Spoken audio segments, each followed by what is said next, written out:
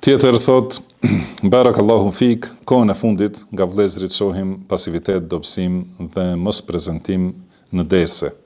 Cila është këshilla juaj dhe orientimi për vëllezërit tan, Allahu na përmirësoft ne dhe ata.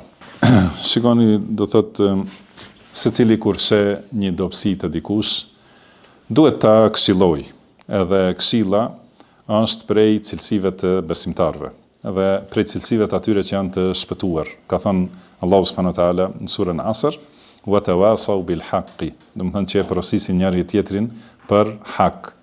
Edhe vazhdon të kemi hajër përderisa vazhdojmë ta këshillojmë njëri tjetrin. Për secilën dobësi që e shohim, duhet t'i japim këshilla me fjalë të mira, me argumente dhe jo me dyshime se nuk do ta pranoj këshillën ose do të zemrohet ose e tjera me radhë.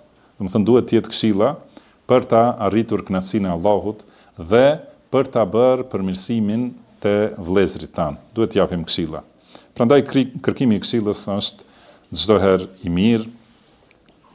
Pasiviteti, do të thotë njeriu duhet të lutet Allahut që ta ruaj, do të thënë të kërkoj strehim Allahut nga pasiviteti, nga gatësia, nga përtatësia, sepse kjo përtatësi është shkak për pengimin e shumë të mirave. Dhe në veçanti, kur bëhet fjalë për mësimin e fesë. Në mësimin e fesë ka dobi të shumta. Pra, përmendëm të besimin me laike, se ata njerëz që ulen për të mësuar fenë e Allahut, tek ata zbret qetësia, i mbulon mëshira dhe i mbështjellin me laiket. Do të thënë me laiket prezantojnë me ta. Edhe njeriu sa më shumë që është në prezencë të edhe të njerëzve të mirë, edhe të shpirtrave të pastër, me laikeve, do të thonë është më mirë për jetën e tij, për shëndetin e tij dhe për përmirësimin për në ahiret. Kurse kur është larg me laikeve edhe larg njerëzve të mirë, atëherë do t'i afrohen shpirtrat e fllihtë edhe prej xhinëve dhe shejtanëve. Prandaj duhet do të thonë kjo është një dhunti që t'jesh prezent bashkë me melaiket, aty ku përmendet Allahu subhanahu wa taala. Dhe mirësia është që ka zbritur mëshira e Allahut dhe gjithashtu mirësia është se Allahu i përmend këta njerëz te melaiket që janë afër tij, i përmend për të mburur me ta.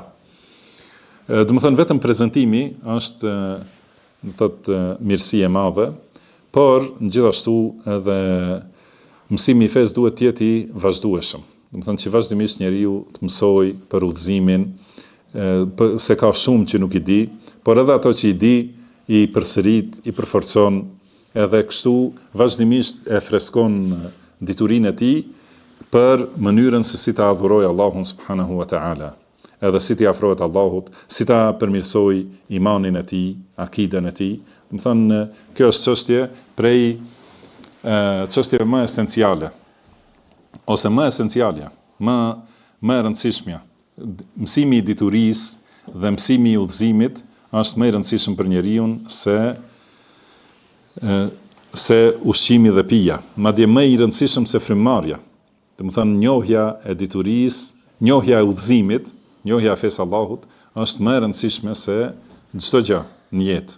Se përndryshe jeta pa udhëzim është më mirë mos tjetë. Prandaj përmendëm në lutjet më herët që njeriu, do të thonë se nëse jeta është e gjatë dhe me udhëzim dhe me vepra të mira, atëherë kjo është mirësia më e madhe. Por nëse jeta vazhdon pa udhëzim, thotë kjo është e keqja më e madhe. Prandaj në lutjet e pejgamberit sallallahu alaihi wasallam është më jep jetë përderisa jeta është e mirë për mua. Dhe ma dërgo vdekjen atëherë kur vdekja është më mirë. Do të thonë ka për disa njerëz është vdekja më mirë se sa të vazhdoj gjallë. Prandaj duhet ta dim se për ta mbajtur këtë jetë gjallë, për ta mbajtur veten gjallë dhe për ta mbajtur jetën e dobishme, këtë e mban me udhëzim. Dhe udhëzimi kërkon për përsëritje dhe përforcim dhe rifreskim të vazhdueshëm. Mos thuaj se këto i di, nuk kam nevojë, ose gjithashtu mos thuaj se dikush është i vogël.